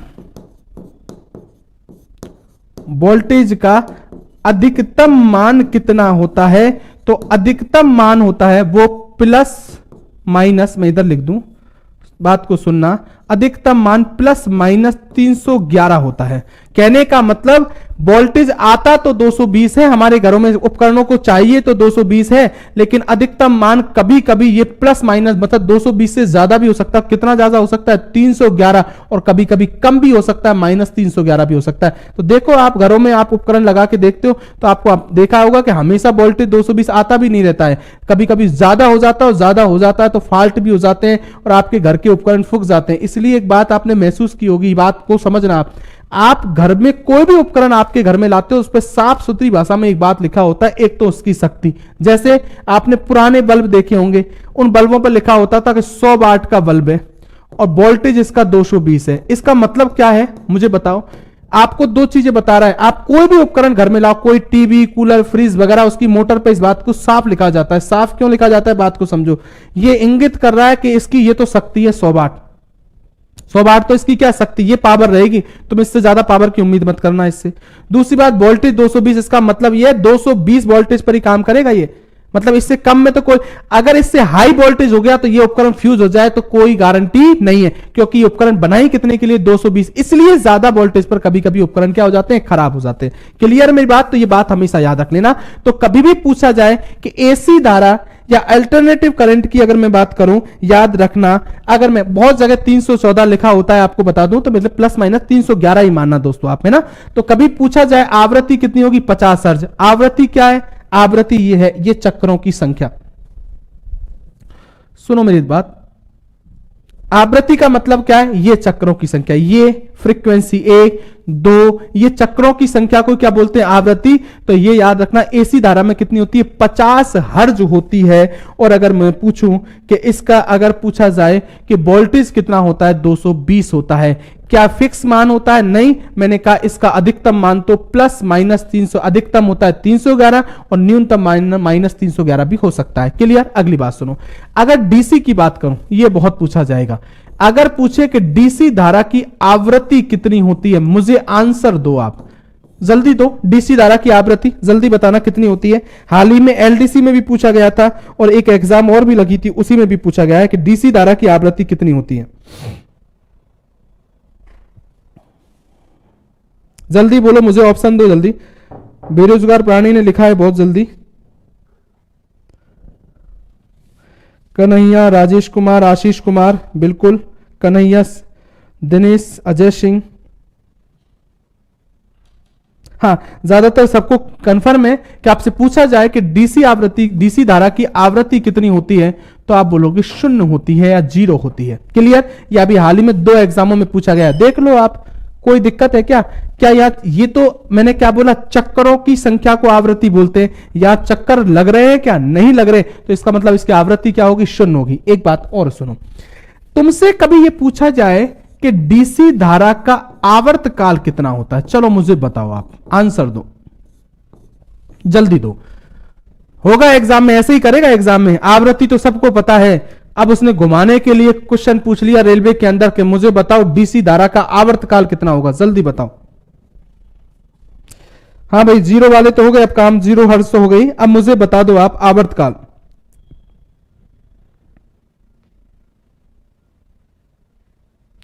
सर भीमरोट, सर डाउट है, डाउट हो तो उसको पूछ लेना, कभी भी आप पूछ लेना मुझसे फोन करके, कोई चीज का क्या है, मतलब ये मुझे पता नहीं चलेगा कि आपको किस चीज का डाउट है ना। चेतन प्रकाश, देखो कभी कभी एक बात बता दूं आपको, देखो क्या होता है दोस्तों, एक बात को समझा करो। जैसे एक दिन मैं पढ़ा रहा था आपको, प्रकाश का एक चैप्टर था, उसमें बच्चे को कुछ सवाल में मैंने उस दिन भी कहा था उसको, कह रहा सर वो समझ में, ये मेरे समझ में नहीं आ रहा, तो उसने मुझसे बाद में पूछ लिया, मैंने उसको बता दिया हाँ सर ये हो गया। तो कभी कभी अब इसमें मुझे कमेंट से ये थोड़ी पता चलेगा अब ये टॉपिक निकल गया, आपको कौन सी जगह डाउट रह गया, तो ये पता नहीं चल पाता है दोस्तों, ठीक है ना। तो इसलिए कभी कभी दिक्कत होती है, तो ध्यान रखो। अब मुझे बताओ आप इसका क्या आंसर आएगा। हाँ, इन्फिनिटी, इन्फिनिटी बिल्कुल। कैलाश सर डेंजर, हाँ सुनील बेमरोड सर डेंजर कौन सी होती है, हाँ ये बात बिल्कुल सही है, मैं अभी बताता हूं एसी डीसी में से डेंजर कौन सी होती है।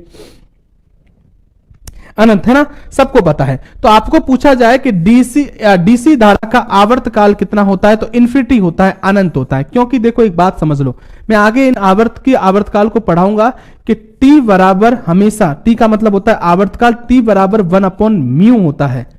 जानते हो म्यू या होता है आवृत्ति। मतलब आवर्तकाल और आवृत्ति जो लोग पढ़ चुके हो पहले भी जानते होंगे, मैं आगे पढ़ाऊंगा दोस्तों, चिंता मत करना। दोनों एक दूसरे के व्युत्क्रमानुपाती होते हैं। व्युत्क्रमानुपाती, अगर ये बढ़ेगा तो ये घटेगा, ये घटेगा तो ये बढ़ेगा। आपको यहां पता है कि यहां जब आवृत्ति शून्य है तो फिर ये क्या होगा, आवर्तकाल जस्ट अपोजिट अनंत होगा। क्या होगा, अनंत। इसलिए ध्यान रख लेना कि कभी भी पूछा जाए कि डीसी धारा का आवर्तकाल, अब देखो यही एग्जाम घुमाएगी, मैं फिर बोल रहा हूं एग्जाम में क्वेश्चन आएगा ना, बहुत लोग गलती करके आएंगे। आवृत्ति तो सबको पता है, दिमाग थोड़ी लगाएंगे कि जब आवृत्ति पता है तो आवर्तकाल निकालने में क्या दिक्कत है, आवर्तकाल कितना होगा, अनंत होगा। तो हमेशा याद रखना डीसी, जैसे एसी का, अब ये कोई दिक्कत नहीं है, ये वैसे क्वेश्चन आ जाते हैं कि अमेरिका के अंदर एसी का कितना होता है, तो एसी का जो आवृत्ति होती है वो 60 हर्ट्ज होती है अमेरिका में, और जो वोल्टेज होता है ना मेरे दोस्त, वोल्टेज वो अमेरिका के अंदर 110 वोल्ट होता है। कोई नहीं पूछने वाला यार दोस्तों, ये तो लिख दिया जाता है। अगर मुझसे पूछा जाए आपको आप ये मत पूछना मुझसे कि सर वहां वोल्टेज कम क्यों होता है, क्योंकि ये वातावरण पर डिपेंड करता है, वहां का वातावरण 110 वोल्टेज के लिए सूट करता है दोस्तों।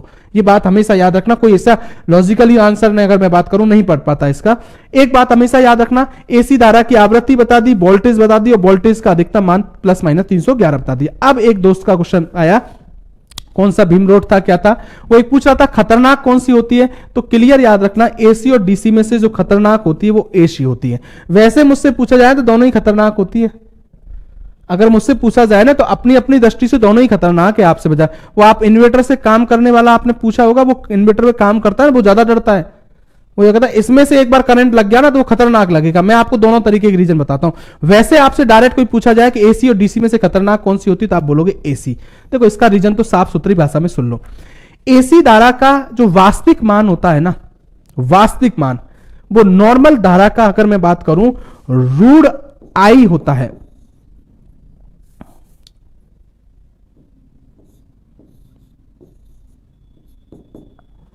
क्लियर है, कहने का मतलब जो धारा है ना आपकी वास्तविक धारा, उसकी दुगनी। कैसे, देखो एक बात सुनो, मैं आपको एक बात को समझाने की कोशिश करता हूं। कैसे, आपको मैंने अभी एक बात बोली कि वोल्टेज का मान कितना होता है घरों में 220। अब लिख तो कह रहा है 220 है, लेकिन हो कितना जाता है 311। बात समझ में आई, मतलब जितना वोल्टेज है उससे ज्यादा वोल्टेज आपको प्राप्त हो जाता है। अगर मैं बात करूं तो जरूरी नहीं है 220 उससे अधिकतम तो खतरनाक एसी, इसलिए, लेकिन यहां अंतर है। यहां वोल्टेज अगर मैं बात करूं कितना होता है, आपने कोई भी उपकरण लगाया उस पर डिपेंड करेगा वोल्टेज। आपने कोई सेल लगा रखा है, 2 वोल्ट का सेल लगा रखा है 50, या कोई बड़ा उपकरण लगा रखा है आपने, तो कोई ऐसी चीज लगा रखी है जो 50 वोल्ट की है, तो इसका वोल्टेज कितना रहेगा, धारा का हमेशा वोल्टेज 50 वोल्ट रहेगा। जितने वोल्ट का, जितने चीज का उपकरण लगाओगे, आपको पता है कोई भी चीज लगाते हो आप उस पर बैटरी 100 वाट की बैटरी, अगर मैं 100 वोल्टेज है, इसका 220 है, किसी भी चीज का कोई भी बैटरी लाओ, कुछ भी चाहो, जितना रहेगा उतना ही रहेगा वोल्टेज। डीसी के अंदर चेंज होने वाला नहीं है। लेकिन यहां एसी में क्या होता है, वोल्टेज मैंने कहा प्लस माइनस 311, अधिकतम भी हो सकता है। इसलिए एसी धारा का जो वास्तविक मान होता है वो जो नॉर्मल धारा होती है उसकी √2 गुना होता है, √2 गुना होता है। ये बात हमेशा दिमाग में रख लेना, इस बात को एग्जाम के लिए कभी भी आपसे, तो इसलिए हमेशा याद रखना कौन सी खतरनाक होती है, एसी। अब देखो एक बात, खतरनाक एसी बोलोगे, मगर यही एक बात बता दूं, डीसी में क्या होता है, डीसी के अंदर एक बात बहुत इंपॉर्टेंट होती है, लोग इसलिए डरते हैं कि ये डीसी धारा में आई और टी के मध्य आपको ग्राफ बनाया था, तो इसमें क्या हो रहा था दोस्तों, एक बात को समझ लेना। इसमें एक बात हो रही थी कि आपने परिपथ में एक बार जितनी धारा दे दी उतनी रहेगी। अगर आपने ज्यादा वोल्टेज का यूज करके ज्यादा धारा को प्राप्त किया डीसी का, वैसे प्राप्त कर सकते हो बहुत बार। देखो डीसी में एक बात बता दूं, डीसी धारा में खर्चा ज्यादा आता है, इसलिए हमारे घरों में जो धारा आती है वो एसी, इतनी लंबी दूरी पर जब धारा भेजनी होती है ना तो हम डीसी का यूज नहीं कर सकते क्योंकि बहुत ज्यादा खर्चा। डीसी हम कहां कहां, मैं मुझसे बात करूं तो डीसी का उपयोग अगर मुझसे पूछा जाए, देखो मैं एग्जाम्पल लिख रहा हूं डीसी के, सेल के अंदर, सेल से जो धारा प्राप्त होती है डीसी प्राप्त होती है, बैटरी से प्राप्त होती है जो डीसी होती है, बात को समझ लेना। और एसी का एग्जाम्पल बात करूं तो घरों में जो धारा आती है, ये बात याद रख लेना, वो घरों में धारा कौन सी आती है तो आप बोलोगे एसी। अब मेरी बात को सुनना, सेल बैटरी की बात करूं, अब देखो वो बहुत बार डीसी जनरेटर भी आते हैं। अगर मैं बात करूं तो एक बिल्डिंग हो ना बड़ी से बड़ी, उस बिल्डिंग में भी आप डीसी धारा से काम चला सकते हो। डीसी ऐसे इतना याद रख सकते हो, एक पूरी बिल्डिंग का, मगर ऐसा नहीं एक स्थान से दूसरे स्थान पर भेजने के लिए आपको डीसी में बहुत खर्चा आएगा। अब मेरी बात को सुनो, तो एक बिल्डिंग में तो आपको पता है डीसी का वोल्टेज ज्यादा हो जाएगा।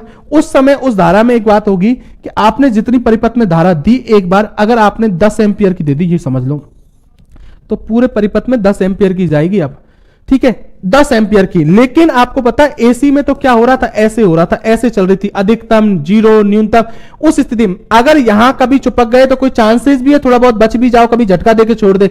लेकिन अगर इस लाइन से चिपक गया डीसी वाली से तो फिर कोई मतलब नहीं, इसका झटका तो भयंकर लगने वाला है उस स्थिति में। लेकिन दोस्तों ज्यादातर छोटे उपकरणों में उपयोग करते हैं, लेकिन वोल्टेज वाइज ये फिक्स है कि ये जितनी वोल्ट की होगी ना वो उतनी वोल्ट की होगी।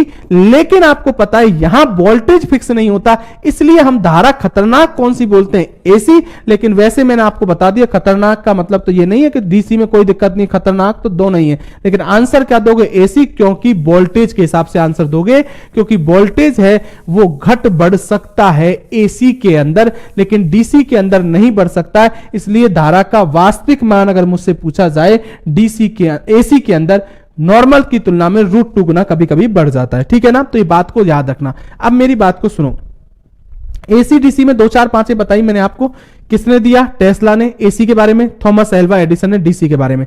इसमें परिमाण में दिशा बदल जाती है एसी में, डीसी में नहीं बदलती है। एसी में बोला आवृत्ति 50 हर्ट्ज है, वोल्टेज 220 है, जबकि डीसी की आवृत्ति 0 और आवर्तकाल क्या है, अनंत। उपयोग कहां किया जाता है, डीसी में सेल में बैटरी से नॉर्मली जो धारा प्राप्त होती है वो कौन सी होती है, डीसी, और घरों में धारा प्राप्त होती है वो एसी। एक बात और सुनो, आप एक बात याद रख लेना, कभी भी पूछा जाए एग्जाम का एक क्वेश्चन कि एसी को डीसी में बदलने के लिए, डीसी में बदलने के लिए किसका उपयोग करते, के लिए किसका उपयोग करते हैं, तो हमेशा याद रखना उपयोग करते हैं तो आप आंसर दोगे हमेशा कि हम उपयोग करते हैं रेक्टिफायर का। हाँ भाई, वो आपका चार्जर नहीं आता मोबाइल का चार्जर, वो चार्जर क्या करता है, जब आप मोबाइल को चार्ज करते हो तो जैसे ही लगाते हो तो आपके घरों में तो एसी डाल रहा है, और वो चार्जर लगाने के बाद वो एसी को किस में कन्वर्ट कर देता है, डीसी, क्योंकि चार्जर के अंदर क्या लगा होता है, रेक्टिफायर। तो कभी भी पूछा जाए एसी धारा को डीसी में बदलने के लिए किसका उपयोग करते हैं, रेक्टिफायर।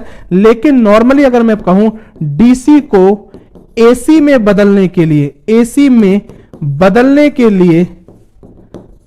के लिए किसका उपयोग करते हैं, अब मैं शॉर्ट में लिख रहा हूं तब आप बोल देना इन्वर्टर का उपयोग करते हैं। वैसे इन्वर्टर के दोनों ही काम है, ये याद रख लेना, एसी को डीसी में बदलता है, डीसी को एसी में बदलता है। बात को याद रखना इन्वर्टर के बारे में।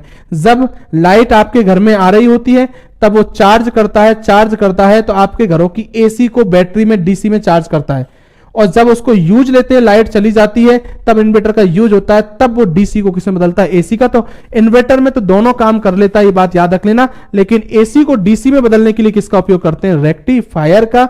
तो दोस्तों आज की क्लास अगर मैं बात करूं तो ध्यान रख लेना, मैंने आपको कुछ चीजों के बारे में नॉर्मल एक जानकारी दी, और बहुत सी चीजें ऐसी थी जो इंपॉर्टेंट थी, आपको पता होना चाहिए।